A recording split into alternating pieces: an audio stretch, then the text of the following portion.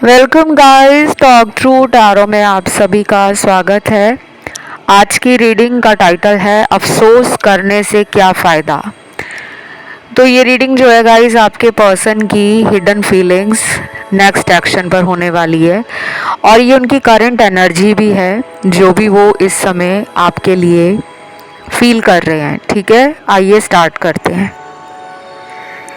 इस रीडिंग में गाइस मुझे चैनल्ड मैसेज भी काफ़ी सारे मिले हैं और ये रीडिंग जो है वो आप किसी भी सिचुएशन के लिए देख सकते हो। कांटेक्ट में हो तब भी, नो कांटेक्ट में हो तब भी, ऑन एंड ऑफ रिलेशन रहता है पार्टनर के साथ तब भी। तो यहाँ पे सबसे पहले तो आपके पर्सन की हिडन फीलिंग्स में क्या है। ये पर्सन अभी अपने सच को एक्सेप्ट नहीं कर रहे। सच ये है कि इनको आपसे प्यार है लेकिन ये मानना नहीं चाह रहे। इन्हें लगता है कि मैं बहुत ही प्रैक्टिकल हूँ, मैं बहुत ही एनालिटिकल हूँ, मैं बहुत ही स्ट्रॉन्ग हूँ, मैं बहुत ही इंटेलिजेंट हूँ, स्मार्ट हूँ।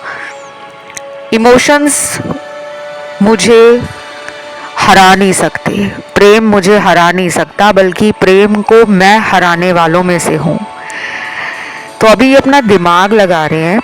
उन्हें पता है कि आप उनके लिए बहुत ज़्यादा लविंग, केयरिंग, नर्चरिंग एनर्जी के साथ साथ एक लॉयल्टी भी शो करते हो। आप ईमानदार भी हो रिश्ते को लेकर। कुछ लोग होते हैं ना जो दिखावे का प्यार करते हैं, सामने से तो कह देते हैं कि हाँ हमें आपसे प्यार है, लेकिन जब उस प्यार को दिखाने की बात आती है, उसको प्रूफ करने की बात आती है, तो वो साथ नहीं देते बल्कि छोड़ जाते हैं। तो आपके पर्सन को लग रहा है कि आप साथ निभाने वालों में से हो, छोड़ते नहीं हो, मिस कर रहे हैं आपको। और बाकी लोगों के लिए पर्सन के अंदर जो चल रहा है दिल में, वाह बहुत ही अच्छे कार्ड्स आ रहे हैं। पर्सन आपको मान रहे हैं कि आप ना डिसीजन लेने में डिले नहीं करते। प्यार अगर है तो बोल देते हो कि हाँ मुझे प्यार है, और फिर अगर एक बार आपने बोल दिया, कमिटमेंट दे दी, तो फिर आप पीछे नहीं हटते। तो अभी वो आपको देख रहे हैं कि आप इस पर्सन को कितना खुश रखते हो। इस पर्सन के लिए आपने खुद की इच्छाएं, खुद की ज़रूरतें, खुद की तमन्नाओं को कई बार साइड रखा है। कई बार ऐसा भी होता होगा कि आपका पर्सन आपको कहता होगा कि मुझे अभी तुमसे फ़ोन पे बात करनी है, अभी अभी मेरा फ़ोन उठाओ। चाहे आप ऑफिस में हो, चाहे आप घर में किचन में काम कर रहे हो, चाहे आप फैमिली के साथ बैठे हो, चाहे आप कहीं पीजी और हॉस्टल में बाहर रहते हो, चाहे आप कहीं अकेले बाजार गए हो, इनके एक मैसेज से, एक कॉल से आप तुरंत इनका फ़ोन उठाकर जवाब देते थे। तो आपने इनको ना हमेशा सर आँखों पर रखा है। उन्हें लग रहा है कि ऐसा प्यार, ऐसा केयर, इतना स्पेशल फील कराने वाला मुझे इंसान कहाँ मिलेगा।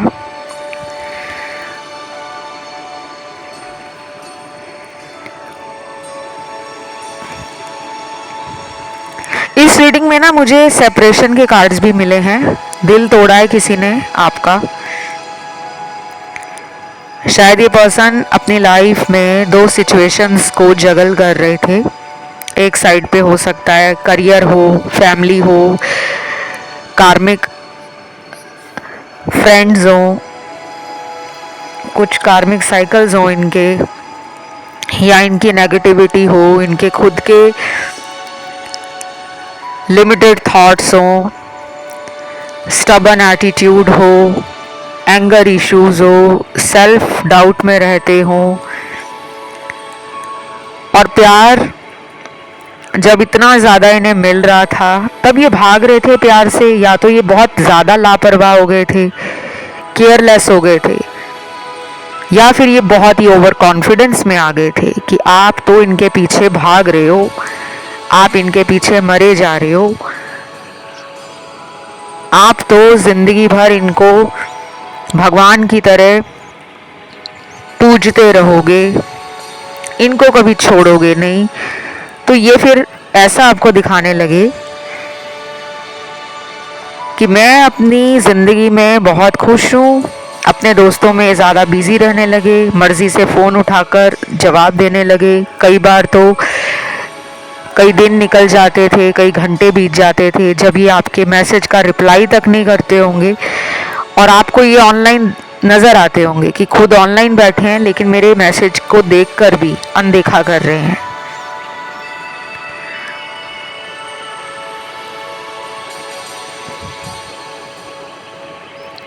तो अभी मुझे ऐसा लग रहा है मेरे कुछ व्यूअर्स ने इस इंसान से खुद डिस्टेंस बना लिया है। आपने थोड़ी सी बाउंड्रीज बना ली हैं,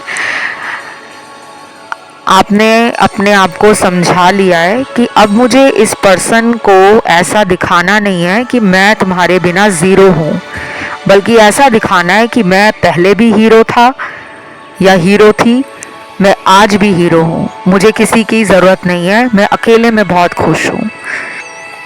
तो जब से आप इस तरह की एनर्जी में आ गए हो, इस तरह का एटीट्यूड आपने समझ लिया है, कंट्रोल कर रहे हो आप अपने आप को कि मुझे कॉल नहीं करना, मुझे मिलने नहीं जाना, मुझे इनको अपना वीक पॉइंट नहीं शो करना, मेरी कमज़ोरी ये है मुझे पता है, लेकिन मुझे इनके सामने गिड़गिड़ाना नहीं है, रोना नहीं है, इनसे प्यार की भीख नहीं मांगनी। आपने अपने मन को समझाया हुआ है, मन आपका भी दुखी है। शायद इनके लिए आप अलग अलग टैरो चैनल्स को देखते हो, अलग अलग रीडर्स की रीडिंग सुनते हो, मन में तसल्ली नहीं हो रही आपके, और वो होगी भी क्यों, क्योंकि मन दुखी है, परेशान है। एक वक्त पर जो आपको राजा और रानी की तरह ट्रीट कर रहे थे, अचानक वो इंसान मुंह फेर ले, कॉल उठाना बंद कर दे, नंबर ब्लॉक में डाल दे, सोशल मीडिया पे हर जगह प्राइवेसी लगा दे कि मुझे कोई चेक ना कर पाए।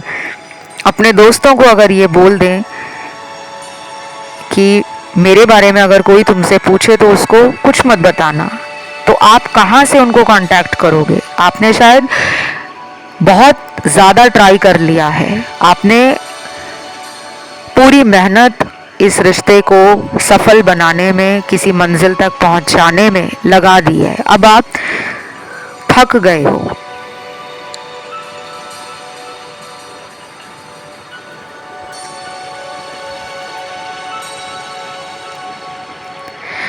बाकी यहाँ पे कार्मिक रिलेशन के कार्ड्स आ रहे हैं। आपके जीवन में काफ़ी लोगों का आना जाना कर्मों के कारण ही होता है। अगर बार बार रिलेशन ब्रेक होते हैं, बार बार टॉक्सिक रिलेशनशिप्स आपको मिलते हैं, नार्सिस्टिक पार्टनर आपकी लाइफ में आ जाते हैं, सेल्फिश लोग और मीन लोग अगर आपकी लाइफ में आते हैं, मतलब निकाल कर चले जाते हैं, तो आपका हैवी कर्मा है और परेशान होने की ज़रूरत नहीं है।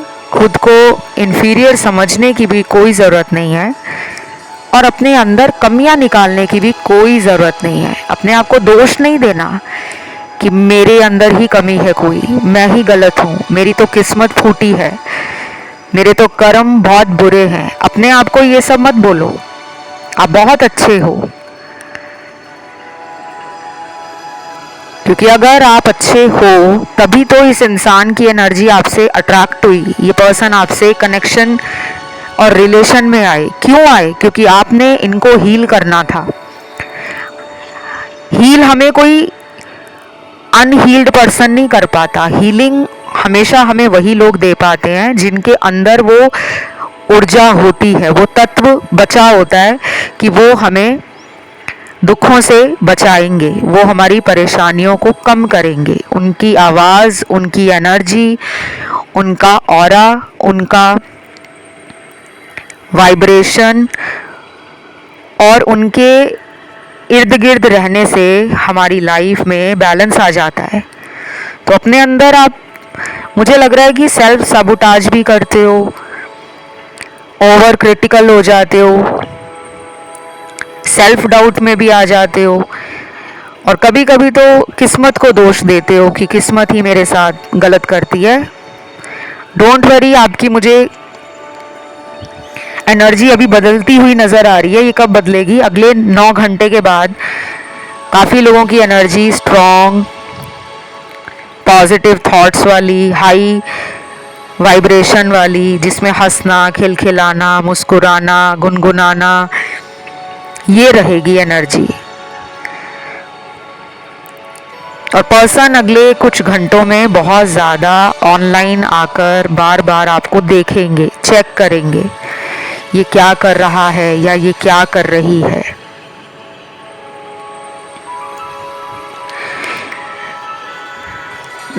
बाकी इनकी हिडन फीलिंग्स में और क्या निकला है,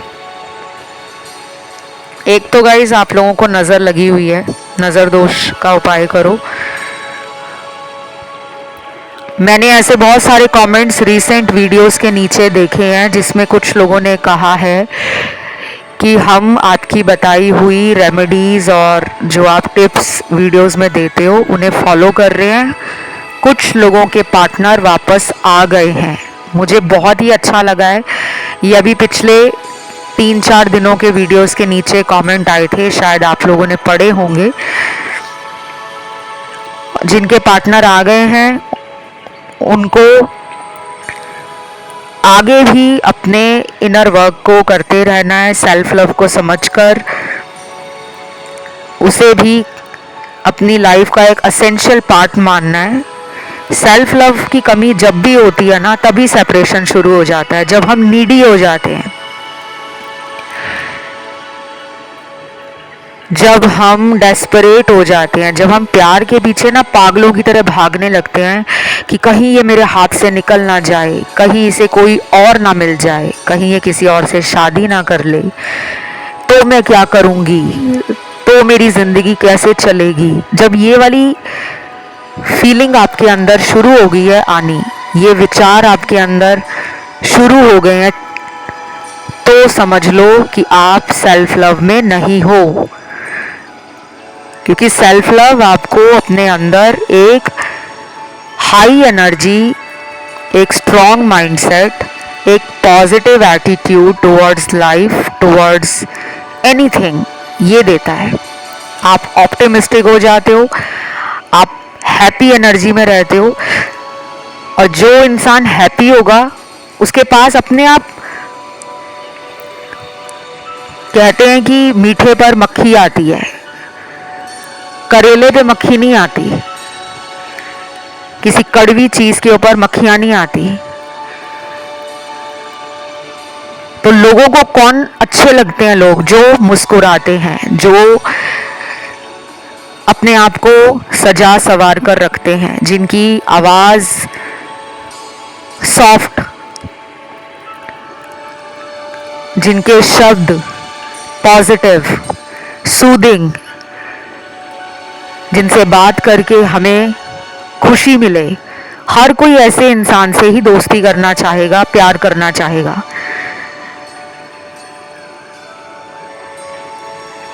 ये मैं आपको इसलिए बता रही हूँ, ये आपकी लव रीडिंग में गाइडेंस निकली है कि सेल्फ लव को बढ़ा दो, अपनी ऊर्जा को डाउन मत करो। इतनी सारी टैरो रीडिंग सुनने के बाद अगर आपके अंदर 0.1% का चेंज नहीं आ रहा, मैं 0.1% की बात कर रही हूँ, जो बहुत ज़्यादा कम है, इतना सा चेंज अगर शुरू कर दिया ना, तो देखना आगे आगे यही इंसान जो आपको इंतज़ार करवा रहे हैं, जो आपके अंदर ट्रू लव को देख नहीं पा रहे हैं, और जो आपको ऑप्शन की तरह अगर ट्रीट कर रहे हैं, वही आपके पैरों में गिड़गिड़ाकर माफ़ी मांगेगा या माफ़ी मांगेगी। और ये होगा। आज तक ऐसा नहीं हुआ जो मैंने रीडिंग में बोला है वो हुआ नहीं है, ऐसा कभी भी नहीं हुआ। और ये सब मैं पेड कंसल्टेशन में ज़्यादा बोलती हूँ कॉन्फिडेंस के साथ, क्योंकि वहाँ 101 आप लोगों के टैरो कार्ड्स देखे जाते हैं। ये तो जनरल रीडिंग है, ये हो भी सकता है आपके साथ और नहीं भी हो सकता, लेकिन जो मुझसे अपनी पेड रीडिंग लेते हैं, कंसल्टेशंस लेते हैं, उपाय लेते हैं, और कई बार उपायों के साथ मैं आपको सावधानियां भी समझाती हूँ, डूज एंड डोंट्स बताती हूँ। केवल उपाय कर लिया काम हो जाएगा ऐसा नहीं होता। कुछ चीज़ें हैं जिनका ध्यान हमें अपनी डे टू डे लाइफ में रखना पड़ता है। क्या करना आपके लिए सही होगा और किन चीज़ों से बचना चाहिए आपको। तो अगर आप में से कोई भी इंटरेस्टेड हो पेड कंसल्टेशंस के लिए, अपनी रीडिंग करवाने के लिए, गाइडेंस या रेमेडीज़ लेने के लिए, लाइफ की किसी भी प्रॉब्लम में आपको लगता है कि मैं फंस गया हूँ या फंस गई हूँ, मुझे इस प्रॉब्लम से छुटकारा चाहिए, तो नीचे डिस्क्रिप्शन बॉक्स में आपको मेरे से कांटेक्ट करने की सारी डिटेल्स मिल जाएंगी। इसके अलावा आप मेरे इंस्टाग्राम पे भी जा सकते हो। मेरा इंस्टाग्राम अकाउंट है टॉक थ्रू टारो, और जब भी आप उस अकाउंट पे जाते हो पहले आपको फॉलो का ऑप्शन दिखेगा, उसको आपने दबाना है। जैसे ही आप उसको दबाते हो, टच करते हो, फिर खुलता है मैसेज का ऑप्शन, तब आपके मैसेज मुझे मिल पाएंगे। बाकी मैं एक और बात आपको बता दूं कि आपका जो पर्सन है, अगर इन्होंने एब्रप्टली इस रिलेशन को ख़त्म किया है, लाइक कुछ बताया नहीं है, रीज़न नहीं दिया, कुछ भी नहीं बोला, अचानक इस रिश्ते को ख़त्म किया है, तो ये पर्सन वापस आ रहे हैं। ये चाहे अगले 6 हफ्तों में वापस आ जाएं या फिर अगले 60 दिनों में वापस आ जाएं, 16 दिनों में वापस आ जाएं। आपके लिए मंथ ऑफ जून, जुलाई, मई का महीना, जनवरी का महीना, अगस्त का महीना, सितंबर का महीना और नवंबर का महीना, ये इम्पॉर्टेंट महीने हैं। ये किसी भी साल के हो सकते हैं क्योंकि ये टाइमलेस रीडिंग है।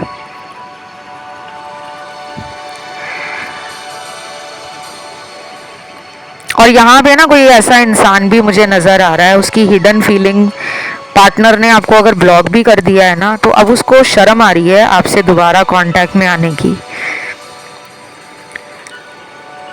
क्योंकि जो इंसान खुद छोड़ के जाता है ना, तो उसके अंदर एक हिचकिचाहट होती है, एक डर होता है, एक रिजेक्शन का फियर होता है कि सामने वाला मुझे वैसा ना ट्रीट करे जैसे मैंने उसको किया था। तो ये उस वजह से भी आपकी तरफ नहीं आ रहे, क्योंकि अगर कोई इंसान गुस्से में ब्लॉक कर देता है ना, उस टाइम तो उसका दिमाग बंद हो जाता है, क्योंकि गुस्सा दिमाग को बंद कर देता है, दिमाग पर ढक्कन लगा देता है। बहुत ज़्यादा सोच रहे हैं वो इस रिलेशन की मेमोरीज़ को, मोमेंट्स को, टाइम को, पुरानी यादें नहीं निकल रही दिमाग से। और कुछ लोगों ने तो शादी के नाम पर इस रिश्ते से मुंह फेरा है। आपको खुद बोला कि मुझे तुमसे शादी करनी है, फिर आपके साथ कई साल तक रिलेशन में रहे, और फिर जब आप इन्हें बार बार पूछते थे कि आप बात कर लो घर वालों से, मुझे घर वाले पूछ रहे हैं मैरिज के लिए, तभी आपको ना आनाकानी करते होंगे, ना पूरी तरह से ना करते होंगे, ना पूरी तरह से हाँ करते होंगे, लटकाते होंगे, और फिर बाद में किसी थर्ड पार्टी में चले गए और आपने इनको पकड़ भी लिया, क्योंकि you are intuitive, you are divinely guided, you are protected.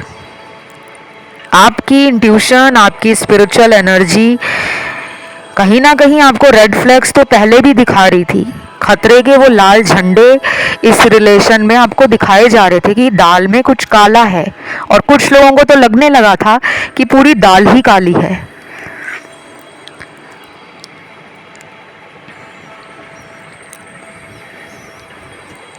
तो अभी मुझे ऐसा लग रहा है इनकी हिडन फीलिंग्स में कि ये जगलिंग सिचुएशन में है।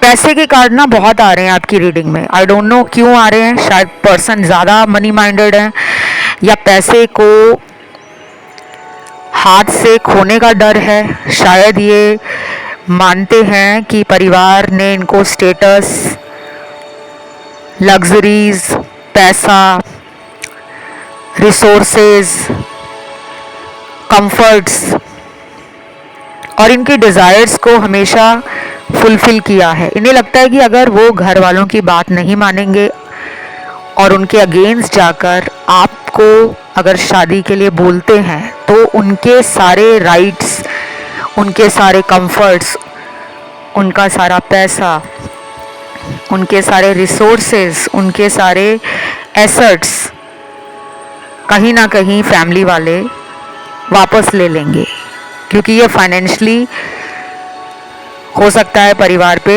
निर्भर करते हों, चाहे इनकी एज कितने भी हो, 30 प्लस हो, 35 प्लस हो या 40 प्लस हो। कुछ लोग होते हैं जो माता पिता से सारी उम्र डरते हैं, और इसमें कोई बुरी बात नहीं है। बस बुरी बात इनकी ये है कि अगर प्यार करते हो तो झूठ क्यों बोलते हो। प्यार के लिए स्टैंड लो। जब फिजिकल होने से डर नहीं लगता तो इमोशंस को दिखाने में डर कैसा। और मैं इस बात से सहमत भी करती हूँ, और मुझे पता है मेरे देखने वाले दर्शक इस बात से अग्री करते हैं। उन्हें भी पता है कि मैं सही बता रही हूँ कि जब आप किसी को प्यार करते हो, उसके साथ फिजिकल हो जाते हो, तब आपको डर नहीं लगता कि समाज क्या कहेगा, परिवार क्या कहेगा। धर्म अलग है, स्टेटस अलग है, जाति अलग है, विचार अलग हैं, इंटरेस्ट अलग हैं, लाइक्स डिसलाइक्स अलग हैं। लेकिन जब बात कमिटमेंट, मैरिज, सेटलमेंट की आती है, फ्यूचर की आती है, लाइफ लॉन्ग रिलेशन की आती है, प्यार में ट्रस्ट, ऑनेस्टी और म्यूचुअल अंडरस्टैंडिंग की आती है, प्यार में सपोर्ट की आती है, प्यार में स्टैंड लेने की बात आती है, तो ऐसे लोग पीछे क्यों हट जाते हैं। तो आपको ना अभी इस इंसान को चेज नहीं करना, बिकॉज आपके लिए यूनिवर्स ने कार्ड दिया है डिवाइन टाइमिंग एट वर्क। जो कुछ भी हो रहा है आपके जीवन में, उनके जीवन में और आप दोनों के इस रिश्ते में, उसके पीछे डिवाइन टाइमिंग का मेजर रोल है। डिवाइन की एक अपनी टाइमिंग होती है, नहीं तो दुनिया में हर कोई यही चाहेगा कि मैं जिससे प्यार करूं उसी से मेरी शादी हो जाए। क्या सभी को उनका प्यार मिलता है? नहीं मिलता। क्या सभी की शादी उनके प्यार से हो पाती है? नहीं हो पाती। सबकी जीवन यात्रा अलग है, सबके कर्मा अलग हैं, सबकी ज़िंदगी में कार्मिक साइकिल अलग है, और कौन कब कहाँ आपको मिलेगा और कौन कब कहाँ आपसे बिछड़ेगा, ये भी सबके लिए अलग है। अभी इनकी हिडन फीलिंग्स में लव आ रहा है, ऑफर आ रहा है कोई आपकी तरफ। ये ऑफर पता है क्या है? ये ना झूठ बोलेंगे आपको